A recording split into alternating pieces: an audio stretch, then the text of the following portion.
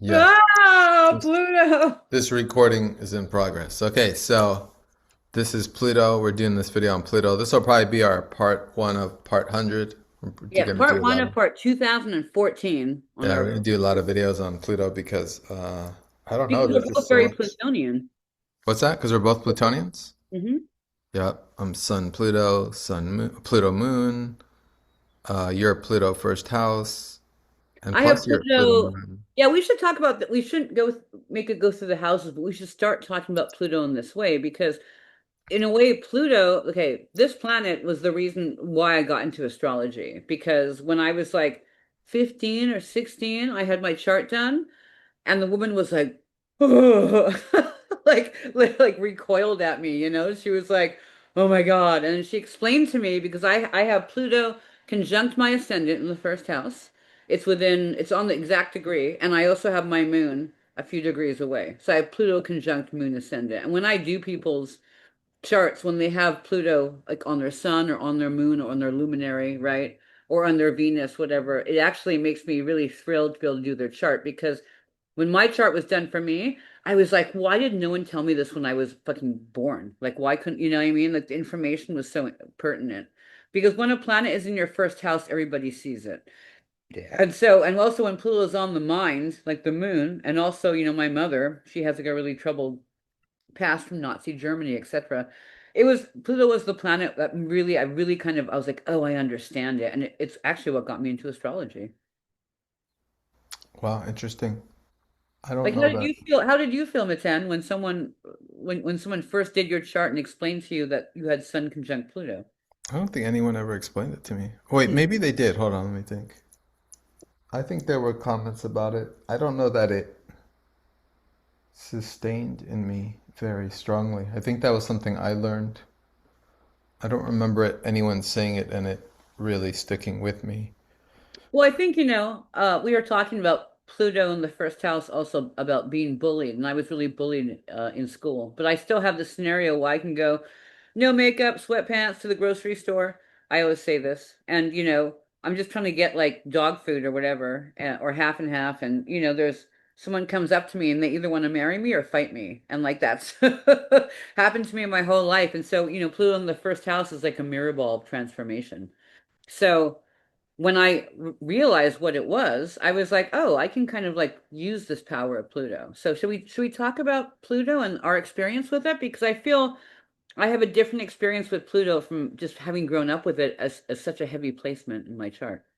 Well, a little. Let me reflect on mine. So, for me, the bullying came from Chiron on my ascendant, but I think I realized with Pluto, I think there was a couple readings where it was made clear that because of Pluto's connection to the moon, that there was a lot of issues with the mother, and there was also a purification issue. Like I was told because of the closeness with Pluto with my moon, maybe even my sun, that I had to be very careful what I put in my body. Mm. Like I couldn't do pharmaceuticals, and I was like, yeah, that's true. And it was said that I could really get knocked out of balance because the sixth house and the 12th house is also the bicameral mind, right? It's also the right and left hemispheres of the brain. So there's something about how people with very, very precise Pluto placements have to be careful what they're putting in their body because Pluto itself is the purification process, but it's also it's it's a process by which that it's very sensitive to, you know, the body being purified in a certain way.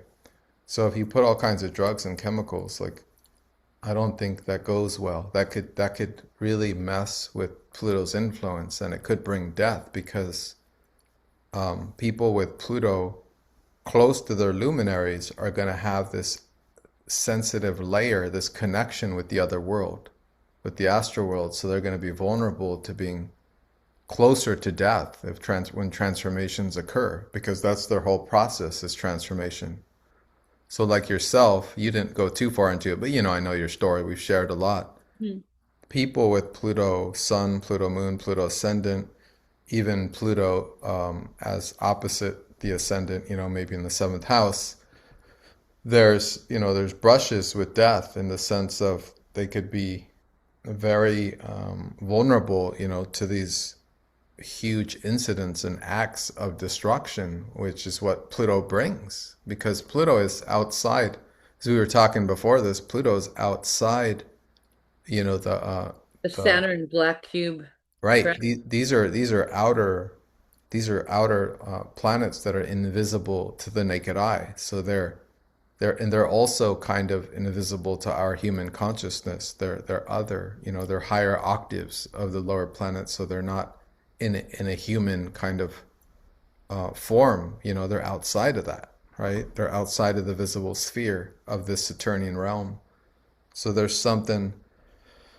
it's just so weird, isn't it? It's just so interesting that we have like these planetary spheres of influence which give off rays that are just almost inimical to that which is not needed in the human spirit that needs to be purified, but it comes to us like destruction. We feel like it's some kind of destruction, but it's never that. It's always just purifying, really, more than anything It's else. really interesting because, we were talking earlier about how, Saturn, I mean, the Chaldeans, right, in like 2000 BCE, already knew the order of the planets distance-wise from Earth. And they knew that Saturn, right, was the one that sets the limits and, disciplines because it's the last planet you can see with the naked eye.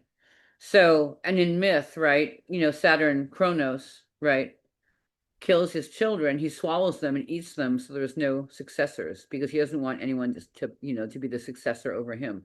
So it's interesting that when we look at all like the black cube, Saturn cult and like, all of these like, a lot of black magic and a lot of like the dark sorcerers like working today in Kabbalah, it all kind of ends with Saturn is like the end all and be all. But Pluto is past Saturn. And so I think we should talk a little bit about because I've kind of come to this understanding. I feel like Pluto is like this Lovecraftian being, and I was talking to Meten recently about my experience as someone who's grown up with this really gnarly placement, and I feel like I understand Pluto very well.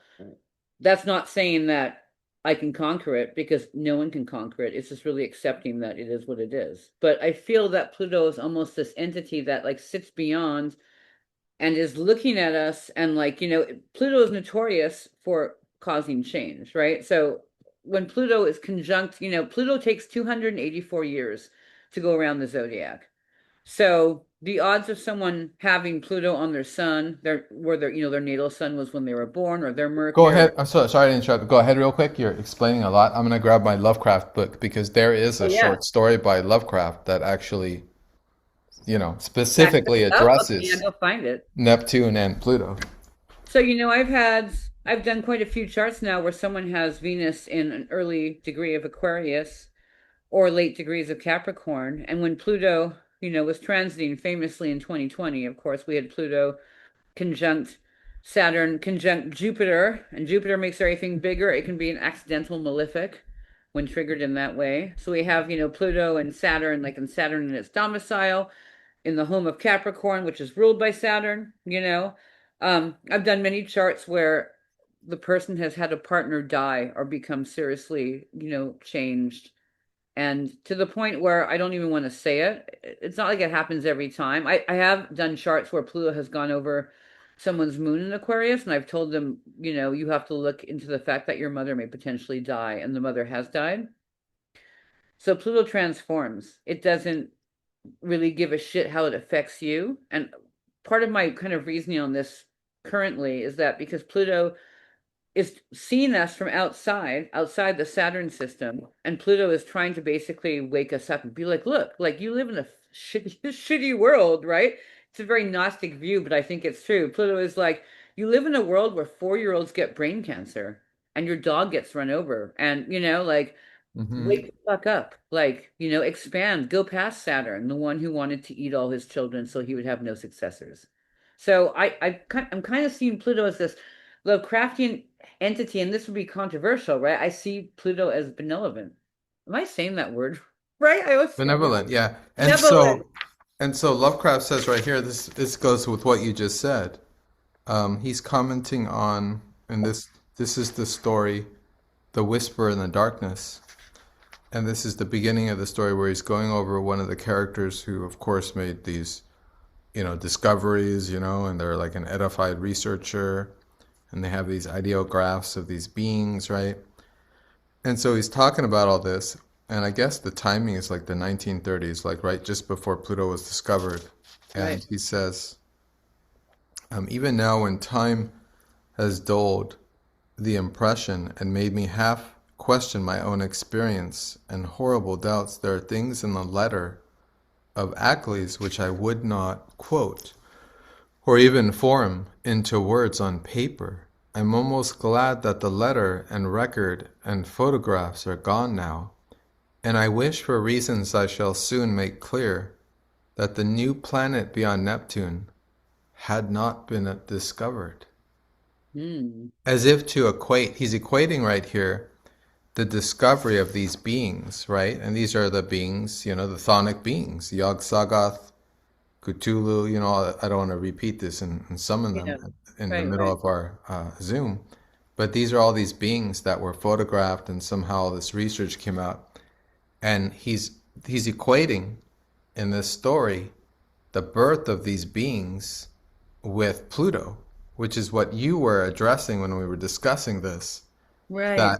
That I mean, just in itself abstractly, just to that Pluto itself rules that which is outside of the circles of time, which Saturn symbolizes, thus implying that these beings are other than human, other than this particular temporal and spatial verse, and somehow outside of it, and foreign and alien to it, and thus are represented in this verse through alien forms of consciousness, or through rituals, and through you know um, like there. I mean, I don't know if you saw Thomas Sheridan's recent video where he talked Yes, I about, was going to bring that up. the whole Babylon working, and how he suspects that with Jack Parsons being most likely murdered, and then L. Ron Hubbard having the opposite experience, being incredibly successful with his grimoire of Dianetics, and how that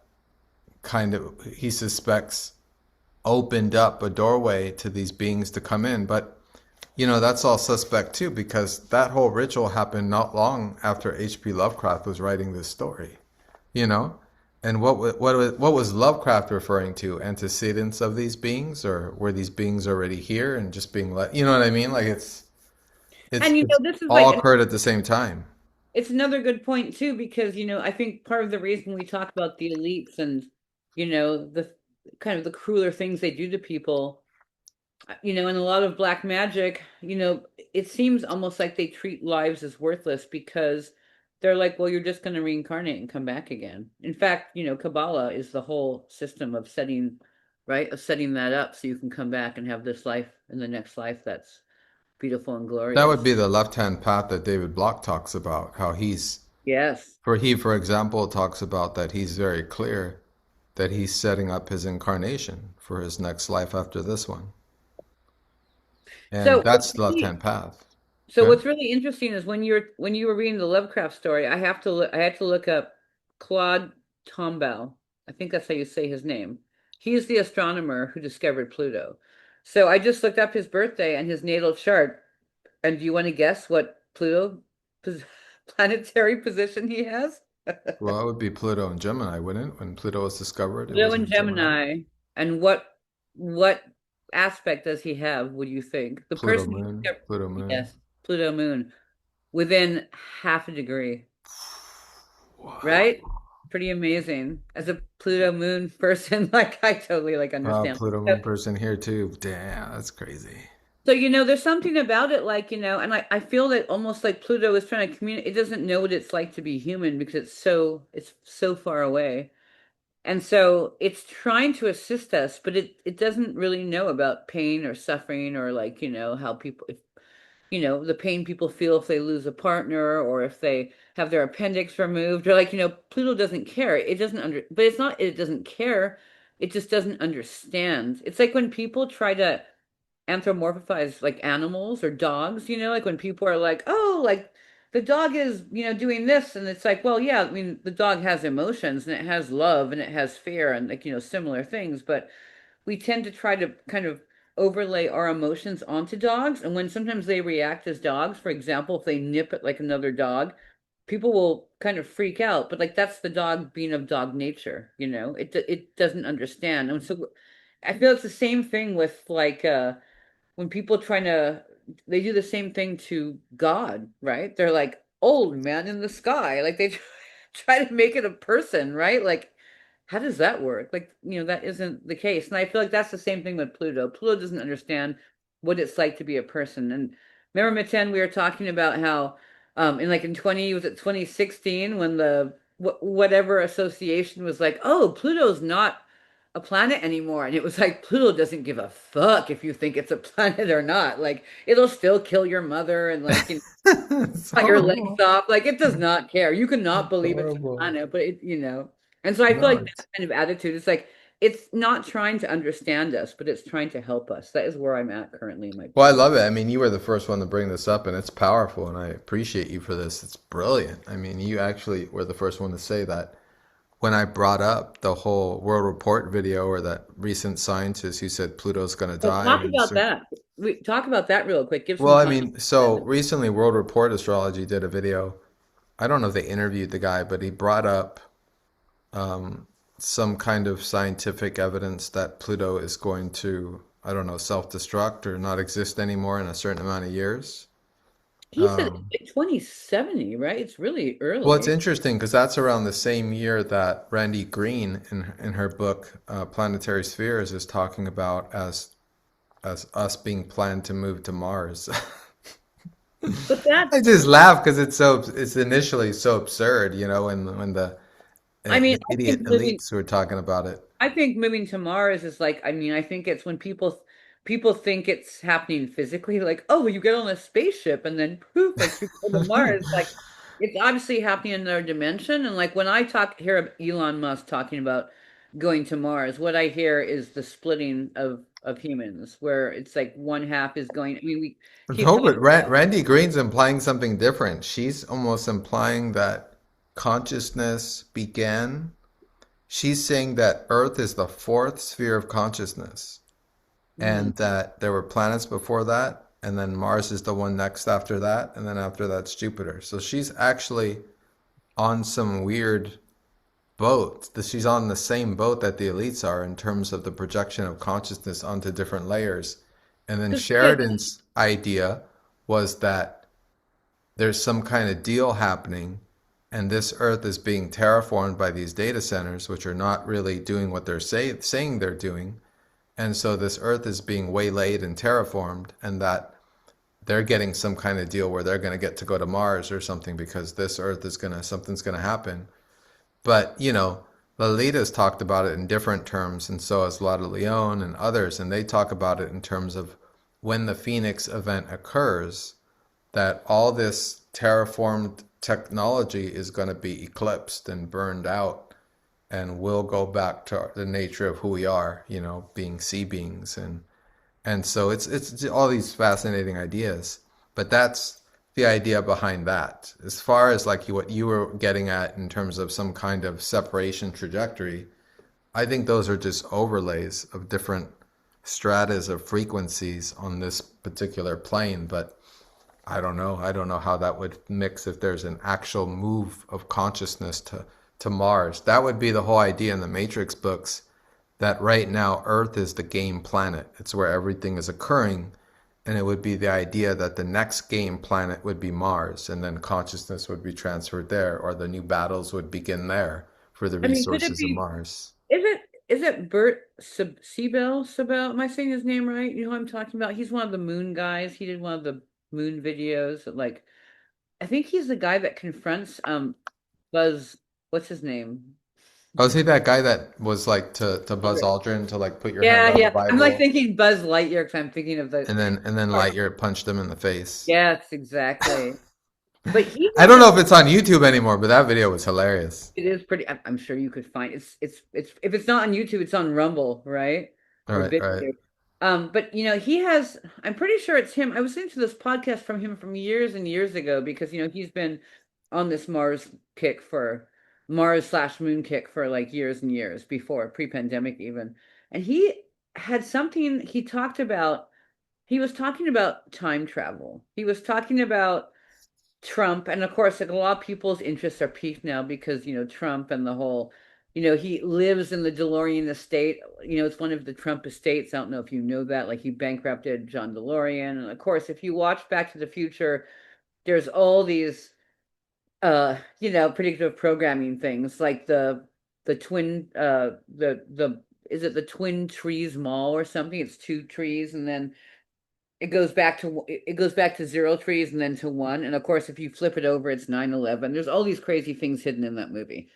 Anyways, Bert Sabel was talking about how if it was possible to time travel, which quantum physics says it is via retrocausality, he basically Retrocausality. says, yeah, it's really interesting because I was thinking about this, retrocausality, you can look up the quantum split experiment. In fact, there's a bunch of cartoons about the quantum double split experiment on YouTube, and they're so much easier to make sense of it than having an adult like tell it to you.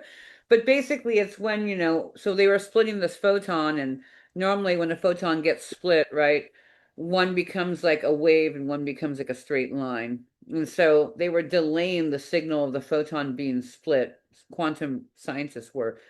They were like basically taking one of the lines before they split the photon, they were rigging one line so it would go basically 6 miles through this fiber optic cord, and so it would be delayed. And then they found that the other beam would would change when the other beam that split. I can't even make it make sense, but it's basically suggesting that this beam like altered its course based on something that was delayed from the past. And yeah, quantum double slit experiments does suggest time travel is possible in the way that it talks about how like molecules, when they're being observed, they act differently. So it's a whole rabbit hole to go down. Anyways, there's a lot of like videos out there of Hold on, I Trump. have some things to say on that. So, Okay. retrocausality, according to the work of Bentoff, is also about, in a very literal way, remembering things differently than they occurred. And Mm, that is a type of time travel and time changing or changing through the process of retrocausality. And then the slit experiment, Gary's talked about a lot on his channel. Um, his channel is I'm forgetting the name of it right now, but he's on my channel, so you guys can find his video through there. But he has a lot of videos on the double split experiment because that also plays with the idea of time and space because whether it's a wave, when it's seen, it's right. when it's not seen, it's a wave, right? And when Mhm. it's seen, it's a electron or something like that. I can Or never retain. it diffuses the pattern. Yeah. So the idea that there's a difference between human consciousness being a signal, right? Like a spirit, like a waveform, when it's not seen, and when it's seen, it's almost subjective to a specific density of reality. So it's like it gets trapped or stuck in one dimension or one density of being because we're multi-dimensional, multi-density beings. So we're always in different worlds. I think Huxley said that we're amphibious beings. We're always in one world and another world, or we're not necessarily rooted in one world. And so it means that consciousness is less than being something physically localized, although it is in this kind of experience. It is really something that traverses multiple layers, dimensions, and densities of reality, and how that's kind of proven also through the slit experiment and experiments like that. And which is, and I'm gonna make my way back to the Bert Sabel thing, but it's really interesting that you point that out because it's something that people kind of really think about, even going back to my earlier statement where people are really like wanting to anthropomorphize like God as this creator. And like I'm really fascinated by that because in the Gnostic, right? The Gnostic and the lost books of the Bible, everything suggests that humans are God and that we're these fragments of God. And so, a lot of Gnostic text is not about not being subservient really to anyone. And I see it a lot when I see people when I do people's charts, whether they want some authority, they want me to tell them what to do, or they're maybe very religious, and so Just there's tell them what all to do, Tola. Just do it. yeah. I'm like, just what would I say? Just tell them you're channeling their higher self. Right, right. But it's really hard. Like there's a reason why in all these in every religion it's know thyself, you know? And this goes back to the whole concept we were talking about earlier about, near-death experiences and like when someone comes to you, like when your grandma or Jesus Christ like comes to you like wearing robes and it's like, come with me, like you're dead. Like why do you need someone to come like guide you over Well, here? Freud said it best. Freud said it best. The whole concept of God is a need for some cosmic comforter, Mm, in order to that's save us from true. our neurosis, like he said it best.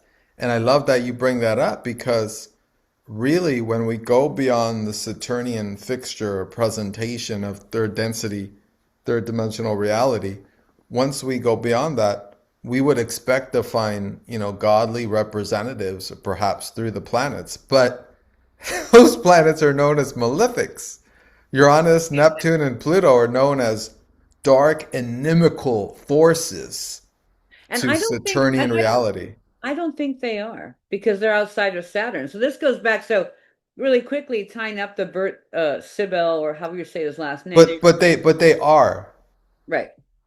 But they are and they're not because they are inimical to Saturnian reality, but we're not contained Saturnian beings. We That's too like the are also Steiner. outside of this realm. That's like the Steiner quote where he says there's really no such thing as evil. It's just like a force that has outlived its welcome. It's very Jungian with the shadow. But okay, my last little thing about Bert Sibbel, we're follow it up, where he kind of talks about elite technology. He was getting pretty deep into Peter Thiel and Palantir, and I'm glad a lot of that stuff is becoming more public because I can like, talk to people. People are like, "Oh yeah, Peter Thiel," and I'm like, "Yeah, the same guy who rolled out the jabs, right? The same company that got to take over like all the US database for who got the thing and who didn't get the thing, right?"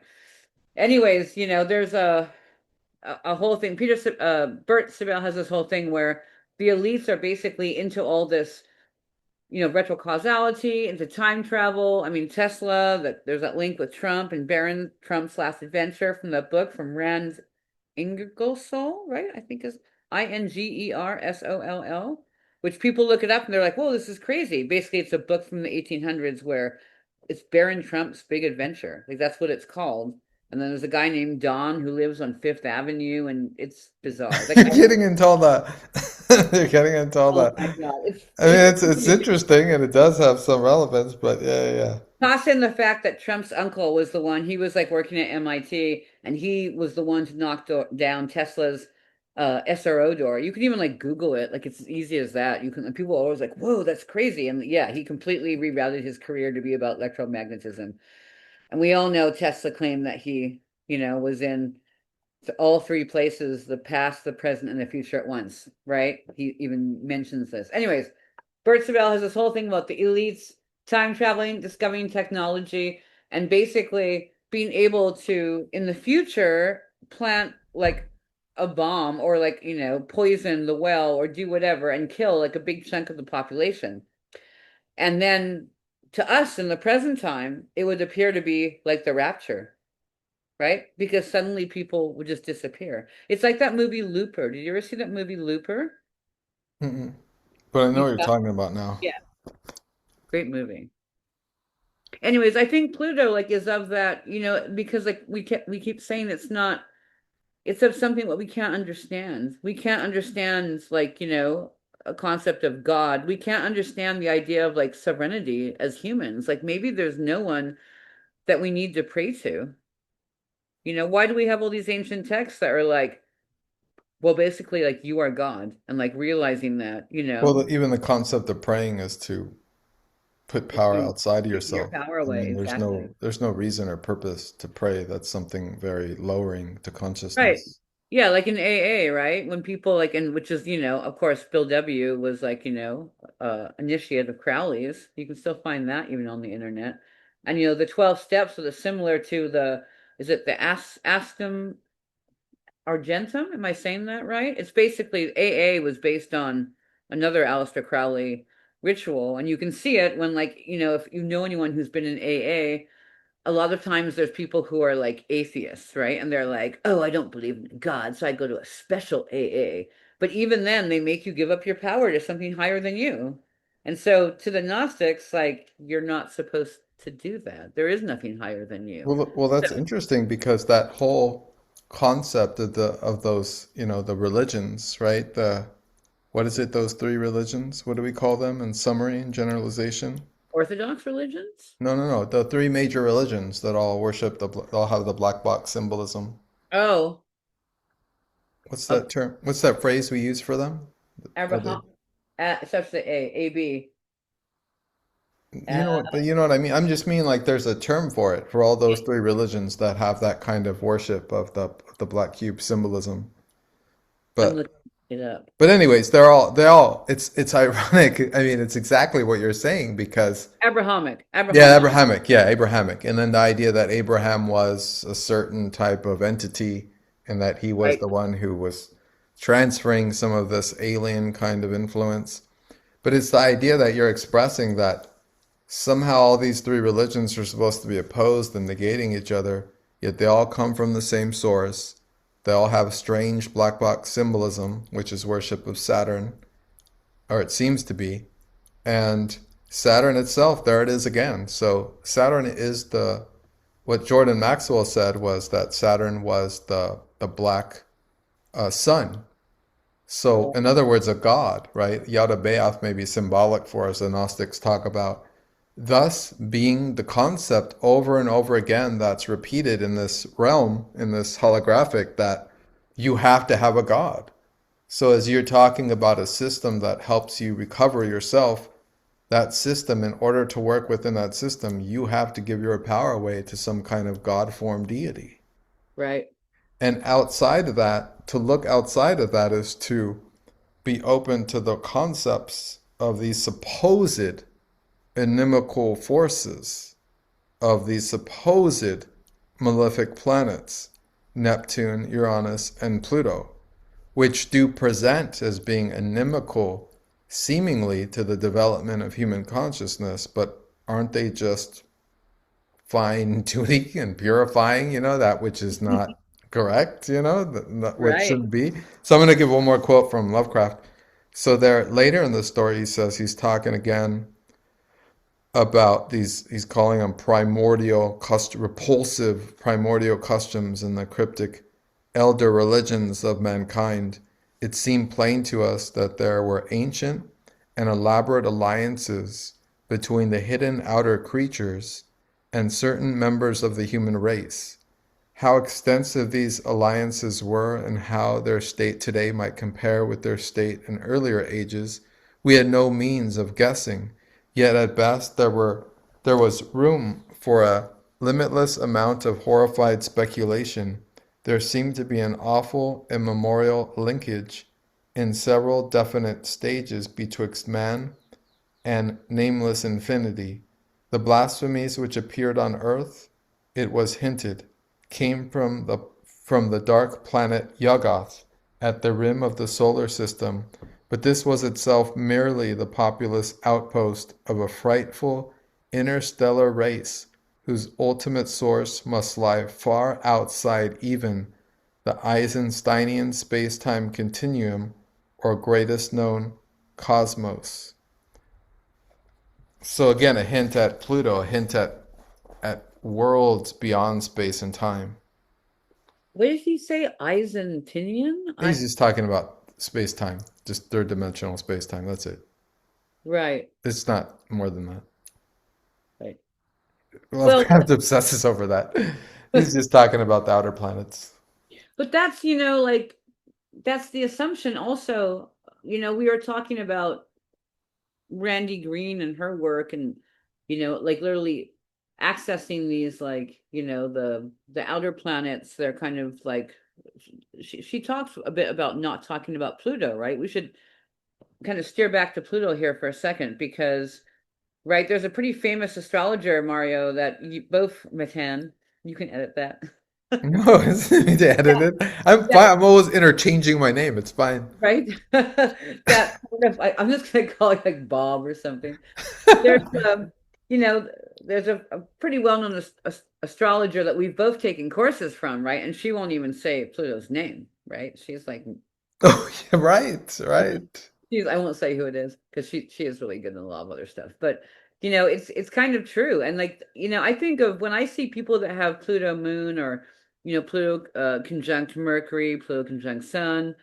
I always, when I do their chart, I always talk about the fact that Pluto's kind of this blanket, like this dark, suffocating blanket that's like placed on you, and like you can't like really fully breathe. And again, back to the concept, it's a planet that doesn't really understand like, human experience, but it is outside the Saturnian system. And anyways, I just Einstein, for all of his whatever connections to, the Rothschilds or whatnot, and his like, pushed mainstream science. He was in a ongoing debate with Immanuel Velikovsky, who wrote Worlds in Collision, and there's actually a book of their correspondence available out there.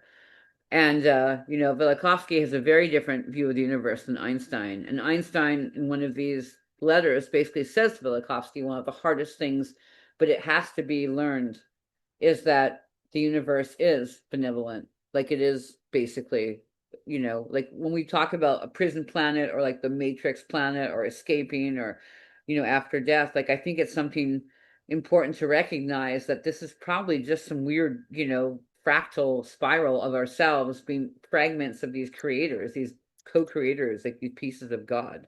And we don't really even know where it's going. So, looking at Pluto as this authority figure also maybe is wrong because, I don't think I think we have more of a equal balanced relationship. I mean, it just ties into a lot of the Western magical tradition. Because with Lovecraft, with many of the magicians, Crowley back to Eliphas Levi, I mean, all the way to Andrew Chumley, the Western magic path is a highly like powerful path, but it's very treacherous in the way that it's like a fast road, it's like the high road to becoming aware of the higher self of the holy guardian angel. And the practices are very, I mean, they can be very dangerous. I mean, there's all kinds of weird stuff around it, but it's almost like it's necessary. It's like reading Lovecraft stories. I mean, Lovecraft is hilarious for stealing the style of the Wales horror author Arthur Machen, who is part of Golden Dawn, and Mm, Machen wrote the book called The Great God Pan, which is in a way it's actually an early fiction portrayal and example of child trafficking and all the horrors that were occurring not just now but back then. So it's fascinating and highly disturbing. But in that particular novel or novella, he writes in that same manner where he presents things in such a way where human consciousness cannot handle it. So it's not given name, it's not given utterance. And Lovecraft carries forth that same kind of mysticism or, subtle awareness. And in the field of Western magic tradition, it's the same thing. It's like they're very careful about sharing certain information. And that goes down to our common astrologer person, medical astrologer, who won't mention the name of the said planet that we're discussing today, right? Because there's something about these forces which kind of have their way with humanity, like they're the demarcations of their destiny, of their movement around consciousness is such that it's not to be known to us, or it's can't be too directly known to us. It's, you know what I mean? Because it's almost inimical to our body's path, but not necessarily the spirit's path. And that fits back into what you're saying. So then it comes full circle into the idea that Pluto is an awakener. You know, it's a destroyer, but what is it a destroyer of? The limitations of consciousness, Right? Or and thus, the matrix overlay, the energy overlay over. and then, so it's awakening us to our spiritual awareness or our spiritual embodiment once we're outside of the physical body, even though we're supposed to realize it here. So it's very it's almost like the idea too that things there needs to be warning on things for those that are not ready. You know, like because if like if the development of spiritual consciousness was like some happy place, you know, who wouldn't everyone want to go have a nice, you know, spiritual edified experience? It's Right. it's it's really those of us, you know, who have had so many experiences, so many intense experiences that we can't help but become obsessed with how does this life really work? Why did I suffer all these things? Like, what does that mean? That I had to suffer through all these things, you know? And we come to a point where just the old stories, you know, the old, you know, as you say, the anthropomorphic adjustments of reality no longer work for us. We don't need, um, you know, a cosmic father or mother to take care of us and tell us everything's okay anymore. Right. We've gone through our own hell and we know that there's something else happening, and it's happening for particular reasons and purposes and energetics around the consciousness of how life comes into a body and how life leaves a body. I mean, all these stories about what's going on through the different types of consciousness of humans and that which is not human, you know, alien or beings from other realms, from other constellations, right? I mean, that's what Randy Green starts to approach, right? Like what it means that these, in her planetary sphere, she talks about how there are certain things that will not stop here on Earth at the present time because most humans are under the control and are owned by certain intelligences.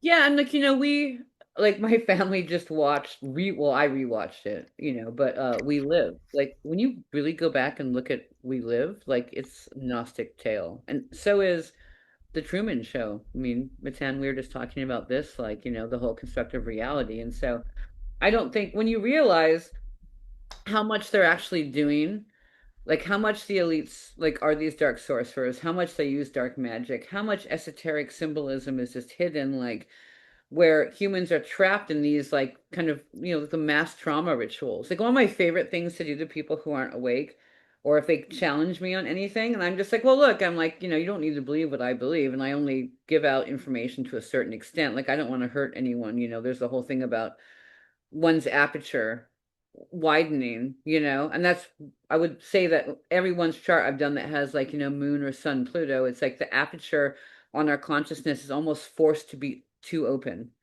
in a way where we're getting all this information that, I mean, I think other people like leave the grocery store and they're like, did we set up to record this show we're gonna watch? And then, oh yeah, like, Ed and, Brenda are coming over and, oh, I should make my, casserole. But like, when you're driving home, you're like, are Yahweh and Yada Bayoff like the same person? Like those are my thoughts, like driving home from the grocery store. And it's not like I'm better than anybody, because there's many people who are awake, and time is also probably not like a linear construct. So it's just in this lifetime, Well, right? this interesting you say that because this is actually the intersection of one of our last conversations where we were kind of going in two different directions in this because I was talking about how I feel like once awareness is achieved on a certain level, that I kind of side with Gurdjieff and I assign a certain level of responsibility to any human being that has awakened from its sleep. Correct. And that awareness is to recognize how they're giving away their energy and how they're keeping their energy and just to learn and be aware, because if you're not aware of how your energy is being utilized, then just like the Matrix movie portrayed, like you're a battery Hmm. and you're feeding other energy sources by watching a movie, right? Or by, you know, praying to a religion or a god or giving your Yeah, the power gawking. I away mean, to some AI, you know what I mean?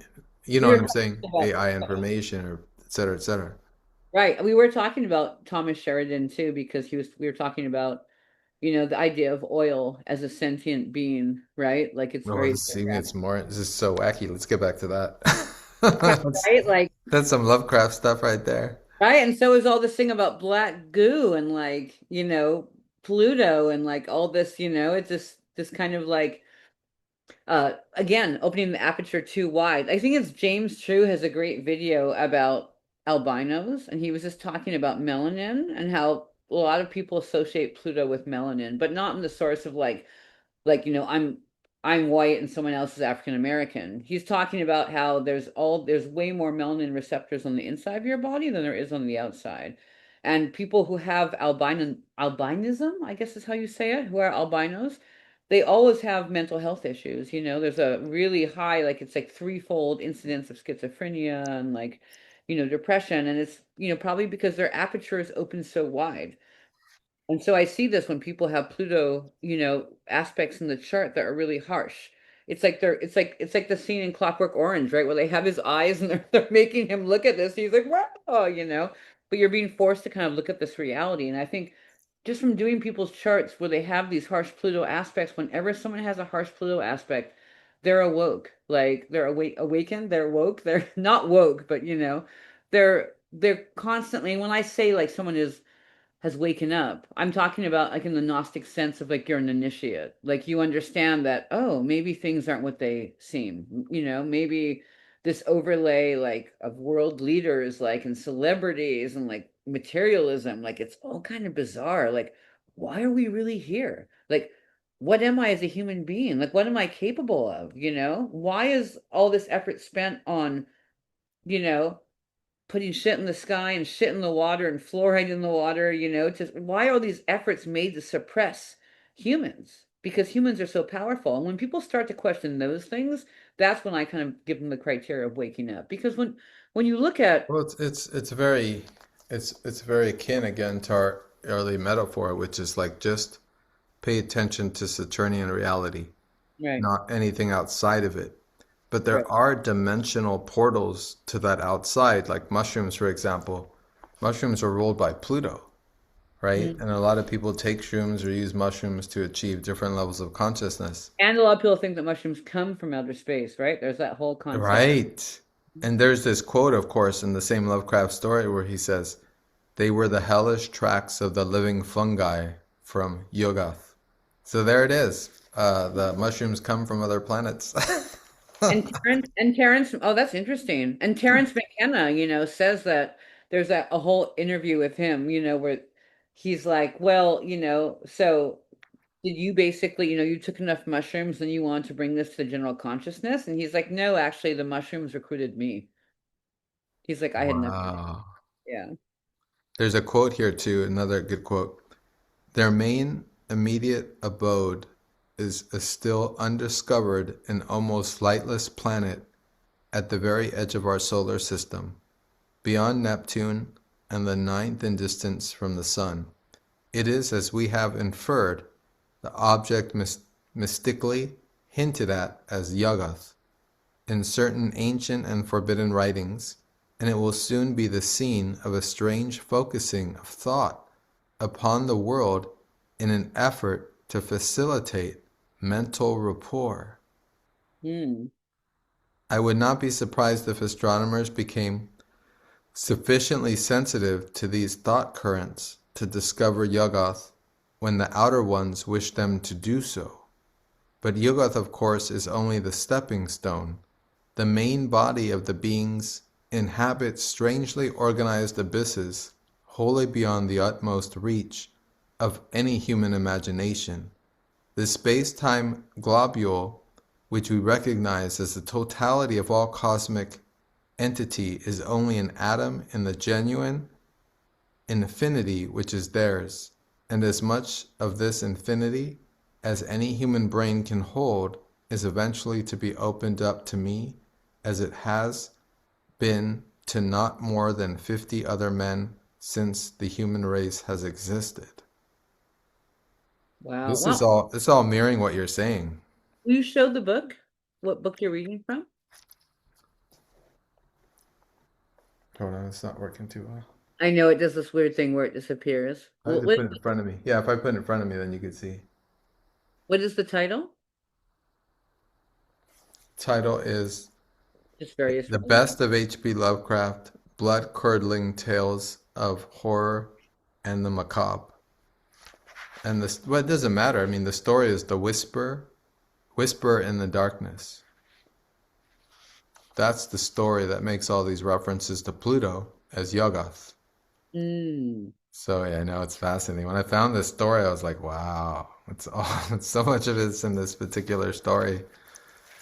But yeah, it's making reference to what we've been saying and what you've been saying about the awakening of consciousness is something that Pluto decides, not us. Yes, and whenever I see these videos where people are like, the Earth is going to ascend, like we're going to raise our vibrations to a new, consciousness, whatever. I think a lot of people like aren't at this level of awareness. Like, when you walk down the street, look how everyone is just on their phone or like, even when you have like kind of like talks with people.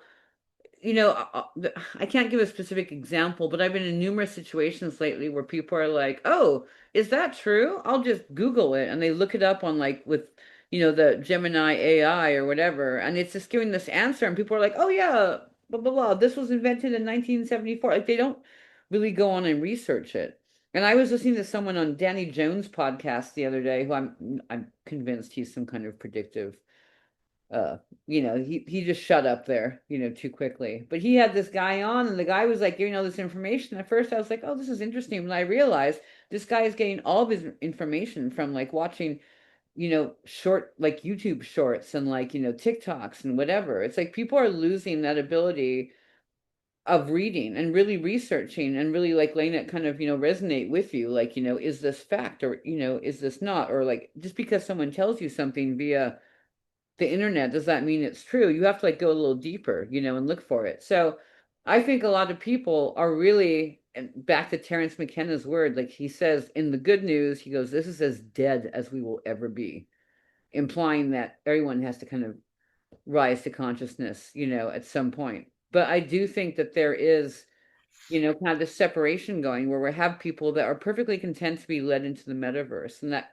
or the eighth sphere of Steiner, like this world where it's kind of two-dimensional and the spark, the divine spark of humanity is kind of missing. We kind of see that. So I don't think there's going to be an ascension or this grand event that people keep hoping for, because again, that's not another power rescuing you, right? And not yourself. I think it's an individual journey, but we can also help people because obviously we have the, unconscious collective of Jung, right? We want everyone to kind of realize this trap. But there's something to, if people aren't willing to kind of really put hard limits like on their technology and their cell phones and their media. Like I even see people who, were formerly like I think much more, available to themselves and to their communities, that are now just like on their phone all the time or on the computer, and that's a very where am I going with this now?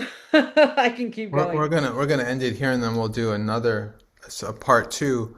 But I think where you were going with that is just, I guess, as a reminder that the consciousness is, we're in a time where consciousness is being transferred to us as an overlay or as a connection to other realms of consciousness. But I think both are the same, I guess. But the question is, what do we want? The harmonic influence or the essence of the human influence? And we need some of the harmonic influence, right? Because like we always say, technology, it's not technology that is necessarily bad. And it's more like kind of like the carefully like constructed artificial overlay reality that, when you're on social media all the time, or when you're getting news from like, I don't know, NBC or Fox or whatever, we all knew that, that the news that being is pushed, it's a narrative. It's not necessarily what's actually really happening, right? So you're getting this whole kind of construct, this artificial social engineering of your whole entire world. And, if you're not aware of that and you're watching movies and you're watching, the opening ceremony, for example, of the FIFA, the World Cup, like I love watching soccer because I'm from Canada, so I grew up with it. But when you watch the opening ceremony, like it's really kind of fucking crazy. There's people like doing the symbols and like, it's very much like a mass ritual. It's a modern version of magic, and we have to kind of remember that. Well, I guess remember it in the sense that, or maybe perceive it and decide in which way we're looking at it as observation or are we participating in the ritual? Because there are consequences to that, like with thousands of people participating in these rituals, giving all their energy, right? I guess that's a great central example that you're making is that all these sports events all around the world or Olympic events, like they're all set up like a Roman, like all the energy is being focused at a center. And so all Right. those human batteries are feeding and all those athletes are utilizing that energy to manifest like their highest abilities. And so it's a huge like mass energetic battery, you know, ritual, right? Right, like when we all watched 9/11 happen, right? When like and then there was like a PBS documentary around the same time that was like, oh, scientists who study like the magnetic, force of the Earth noticed that there was this huge at like 9:30 a.m. There was like a Pacific time. There was this, you know, giant shudder basically in the Schumann resonance of the Earth. Like scientists were saying Wow. it's like non fact. Because what was everyone doing at 9/11? You were just staring at the fucking Twin Towers going down, right? It's like and what's her name? Charles Eisenstein's wife, Stella, calls it resonant attention, and how powerful it is. Like when you go to a doctor and you're like, doctor, my wrist hurts. And you and the doctor both look at your wrist. Like there's some, and we're like, trying to figure out like, and you're actually putting that attention into a physical part of the body. And that has something to do with the healing process, whether people don't want to realize that or not. But just paying attention to something, kind of like back to the Okay. double slit experiment, right? Paying attention to something makes it act differently. Yeah, yeah, right. The difference. Okay, so we got to end it here. Thanks, everyone. Thanks, Tula. It's Yes. good. Pluto, part one of 2000. All right. Thanks, you guys.